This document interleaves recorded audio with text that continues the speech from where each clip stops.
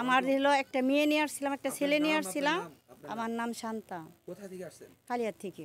কি বিষয়, সমস্যা কি? আমার মেয়ে নিয়ে আসছিলাম, হলো জিনে ধরছিল, ছাড়াইয়া দিছে। অনেক মানে স্বামীর সাথে খারাপ ব্যবহার করতো, এখন মোটামুটি ভালো আছে।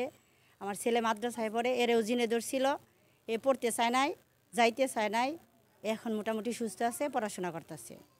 পড়াশোনা করতেছে? হ্যাঁ। আচ্ছা, এই যে জিনে যে ধরেছিল, সে জিনের কিভাবে আবদ্ধ করেছে? ওই শিবা দিয়া এমনি হাজির কইরা পরে সেটা ছাড়াইয়া দিছে। আর উনার সাথে যে যখন ওই জিন এসেছিল, হ্যাঁ, তখন কিরকম আচরণ করছে সে? আচরণ করছে, কারো দেখতে পারে নাই, বড় বড় চোখ করতো, মারতে যেত, স্বামীর সাথে ঝগড়া করতো। এক্ষেত্রে যে জিনেই তাকে ধরেছে, এটা আপনি কিভাবে কন্ট্রোল করলেন? মানে তখন বুঝতে পারছি যে ডাক্তারের কাছে নিয়ে গেছি, ডাক্তার কোনো রোগ ধরতে পারে নাই।